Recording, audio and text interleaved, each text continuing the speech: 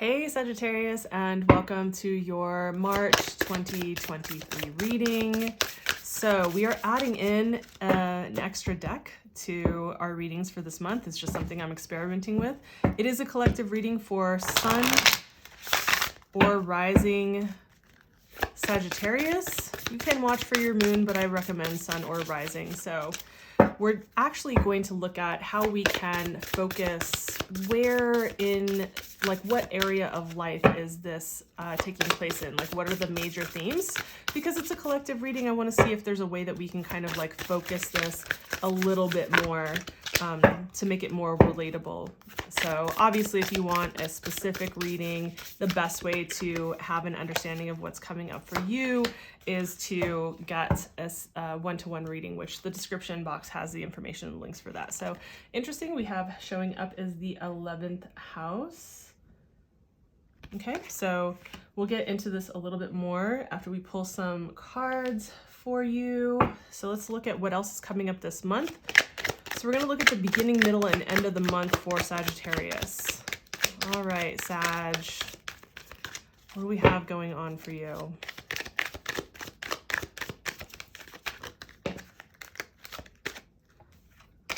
Not feeling that card, actually, so let's keep going. Sometimes it takes a minute to get the shuffle in, right? So, boom. So, let's take a look at the middle of the month.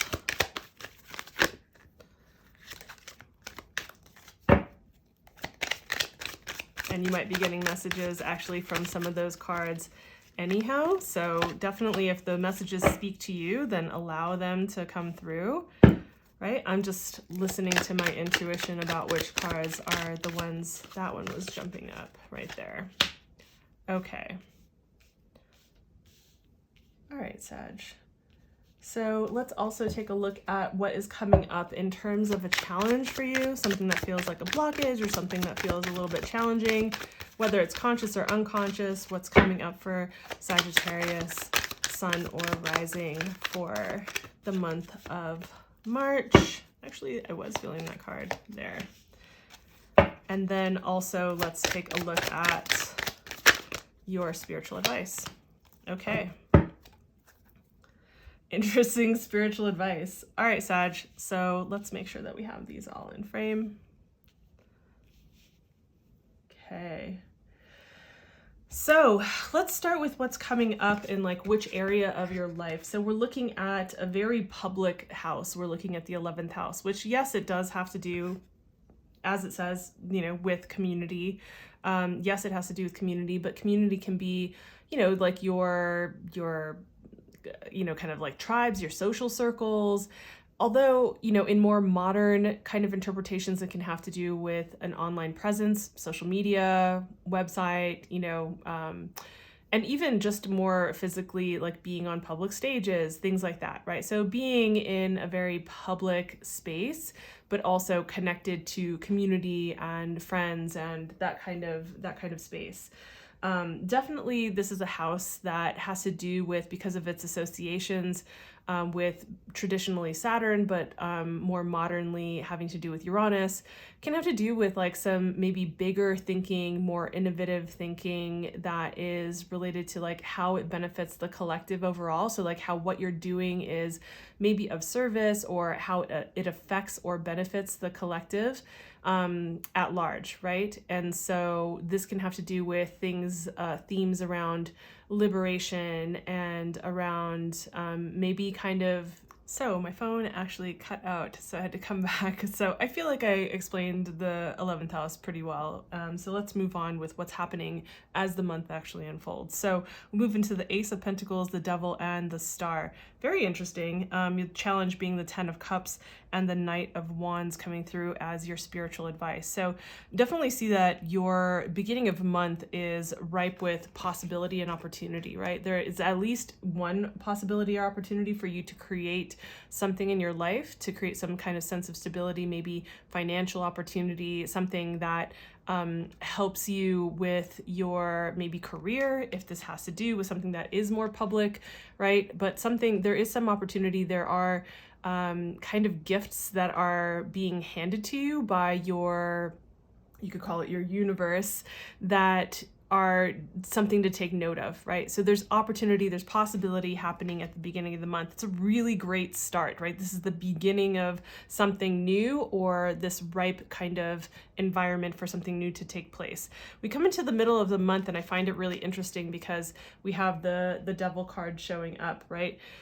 You know, there are a few things that come to mind. Like when I first saw this, I was like, uh-oh, okay, so there are two main things that came to mind. One is, for some of you out there, I think you're dealing with maybe the last remnants of some kind of behaviors that are obsessive or potentially toxic or addictive, that keep you from really progressing and acting on these particular kinds of opportunities, right? So there's something to be said about examining your inner demons and looking at where you are escaping or where you are allowing certain kinds of patterns, either with yourself or with other people, that are not necessarily healthy, to interfere with your movement forward, right? And so that's one aspect.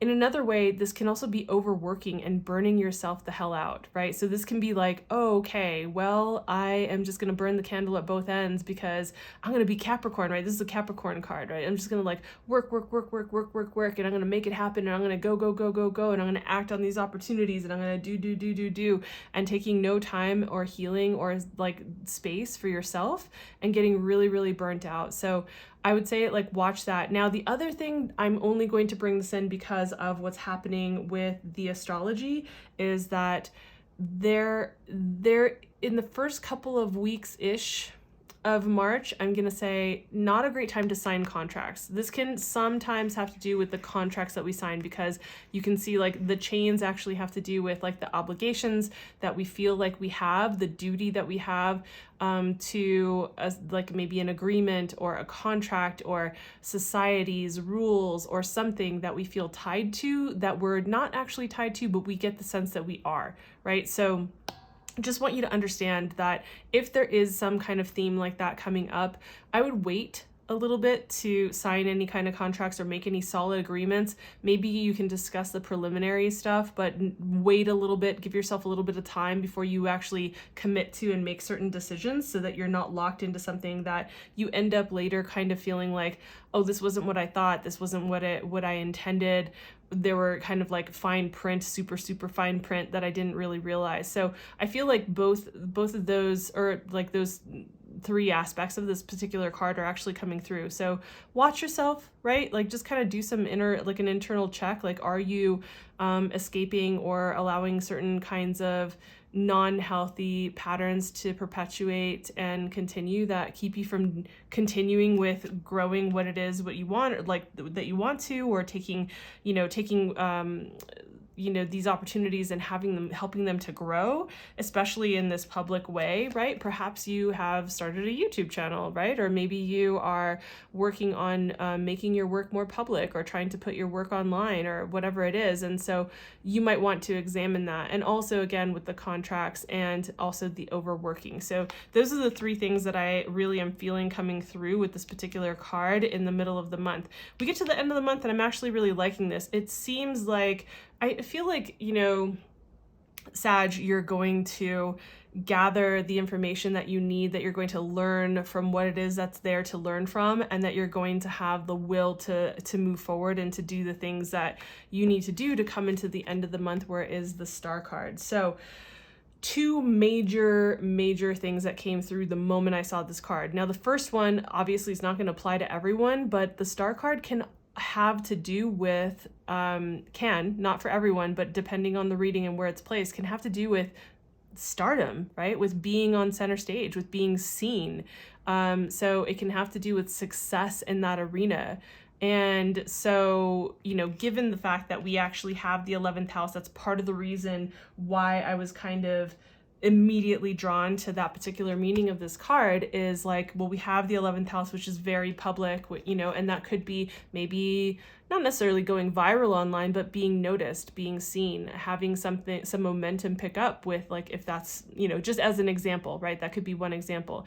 Now, the other thing that's coming through, which felt secondary, is that there is this clearing that feels like you finally kind of come out of the fog and you get some clarity, and you feel a sense of like, okay, I just went through all of that chaos, right? I just went through, like, and maybe this is a holdover from months prior. Like, you might have been experiencing like some fogginess, and even recently that would make sense for what's, you know, been going on the end of February and into the beginning of March, astrologically. So you might have been feeling a little bit foggy brain, but you might have been just like even going through like trudging through the mud for a while, right? And maybe some of those loops are coming to like a head and a close in the middle of the month, and you finally come into this kind of clearing, this more healing space, you know, maybe literally physically feeling more clean and clear and healed and on a path of like health and clarity, and everything feels pristine and brand new. The thing about this, like the star card, and I don't know if you get the sense from looking at this card, but it's like a crystal clear night.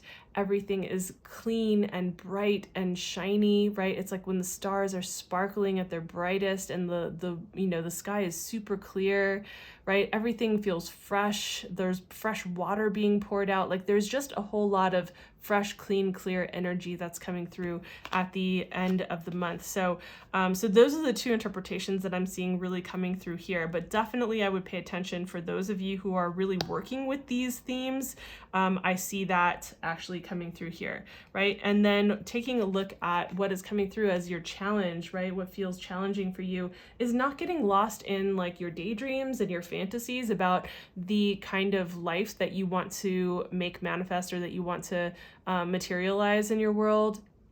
Maybe you have big dreams about how you want things to go, right? Like maybe really big dreams about like where you want things to come to fruition, and you need to make sure that you don't lose yourself in like and become delusional and lost in the fantasy where you're in fantasy land but no action, right? And the reason I like say that as well is because we have with that the Knight of Swords as your spiritual advice.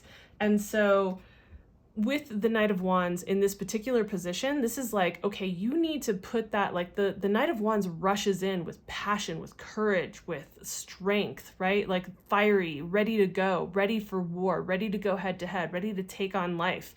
You know, it's very like passionate, charismatic kind of energy. And so this is like, it's contagious also. It's like, it spreads like wildfire. Like this kind of energy is the kind of energy that motivates armies to charge forward, right? So there's a time and a place for this energy, and being in a position where this is your assistance, this is your spiritual guidance, this is what's actually coming through in that way. I would say that this is the Knight of Wands is telling you like, okay, this is the time. Like rally yourself, rally your energy, and charge forward with courage, with bravery. Like do the thing, move forward. Not with burning out, obviously, but like move forward and do the thing, you know, just focus on that, focus on the movement forward, and not so much on like getting stuck in like maybe fantasy land, because, you know, just, we know that psychologically we can tend to, if we live a fantasy or a daydream out in our minds, right, in a way that feels realistic enough, our brain doesn't know the difference between that and reality. And so it can take that as a lived experience, and that can sometimes create complacency and apathy, because it's like, well, your brain feels like you've already experienced it. So, you know, there's nothing wrong with daydreaming and being like in the vision of what you want to be working towards and move towards and to create in your life, and the world, the beautiful world that you want to create for yourself. However, there is a way to pigeonhole yourself and get stuck in that dream world, and that's not what you want to do. You want to make sure that you are in action about the opportunities that are coming forward so that you can really end up in this space, right? So I would say if you want the bigger kind of picture, you can check out towards the end of the month in February. I put out the new moon readings. The full moon readings will be out on March 7th, so very shortly after these videos come out. You will see that. But if you want a more personalized reading, obviously I have 30, 60, and 90-minute readings that you can check out down below in the description box for what it is specifically for you. Otherwise, I will see you in the next video. Thanks for being here. Bye.